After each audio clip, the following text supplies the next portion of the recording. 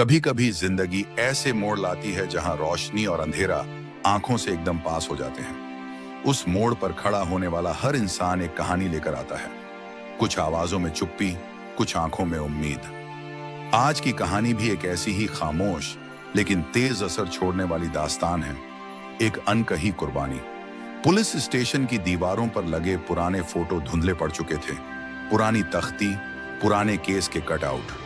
घड़ी लगातार टिक टिक कर रही थी और उसके हर टिक में शहर की उस थकन का अक्स था जो वर्दी वालों की बाहों पर सालों से जमा था।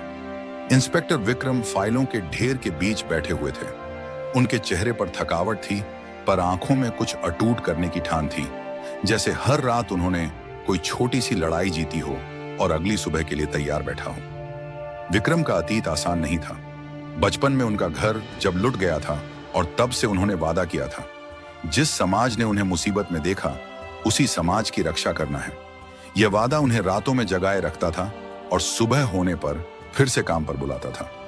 यही बैक स्टोरी उनके हर फैसले की गहराई बनती थी। उस रात स्टेशन के दरवाजे पर कदमों की हल्की खनक हुई। कैमरा, नोटबुक और तेजी भरी जिज्ञासा के साथ आई अंजलि, युवा पत्रकार, सिटी वॉइस की रिपोर्टर। उसकी आंखों में सवालों का अगुआ था, नया, बेचैन मगर दिमाग तेज। इंस्पेक्टर साहब, अंजलि ने बिना देर किए कहा, पुरानी बस्ती में अचानक अपराध कम कैसे हुए? कोई बड़ी गिरफ्तारी नहीं हुई, फिर भी माहौल बदल गया। कुछ तो हुआ है। विक्रम ने चश्मा सरकाया और एक फोल्डर उसकी ओर बढ़ाया। कभी कभी कानून सिर्फ सजा नहीं देता, वह भरोसा भी बनाता है। हमें पता चला कि डर से अपराध थमता नहीं, भरोसे से थमता है। हमने लोगों के साथ बैठना शुरू किया, बाजार में, गलियों में, झुग्गियों में। उन्होंने हमें देखा, हमने उन्हें सुना।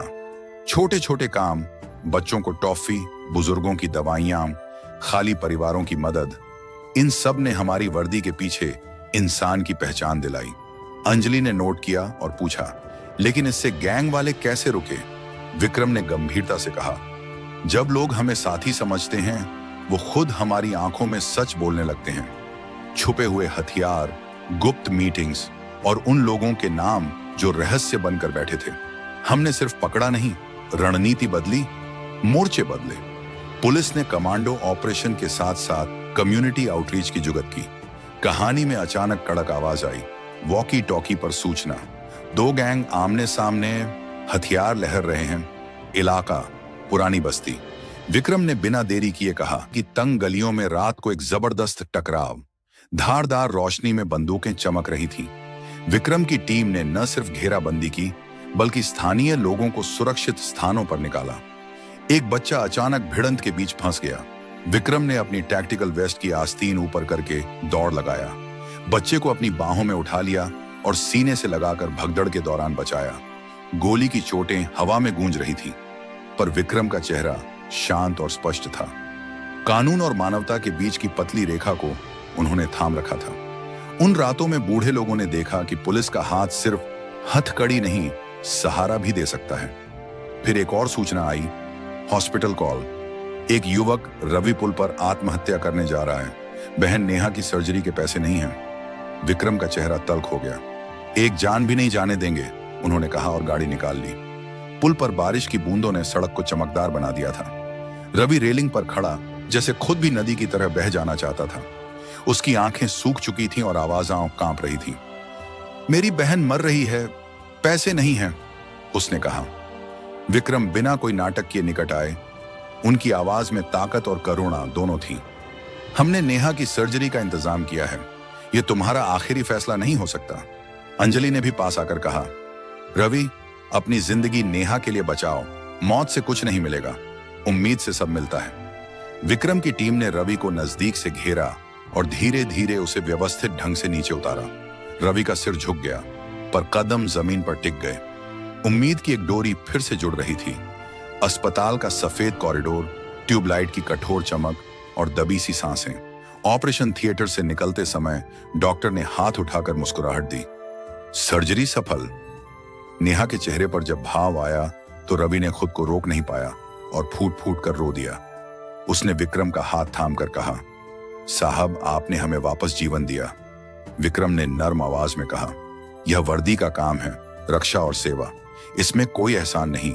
हर इंसान की जिंदगी के पीछे एक कहानी होती है और हम उसे बचाने की कोशिश करते हैं। अंजलि ने सारी घटनाएं अपनी नोटबुक में दर्ज की, पर उसकी दिमाग में और भी सवाल थे। क्या यही सब कहानी थी? क्या वर्दी के पीछे सिर्फ खतरे में छिपा प्रयास था? उसने देखा कि विक्रम थक कर जब घर लौटता है तो फोटो फ्रेम में उसकी बेटी की मुस्कान उसके थके चेहरे को सुकून देती है।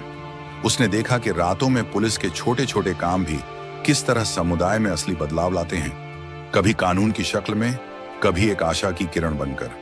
कुछ दिनों बाद अंजलि ने रिपोर्ट छापी, लंबा लेख जिसमें सिर्फ घटना का ब्यौरा नहीं बल्कि बदलाव की वजह और मानवीय जुड़ाव की कहानियां थीं।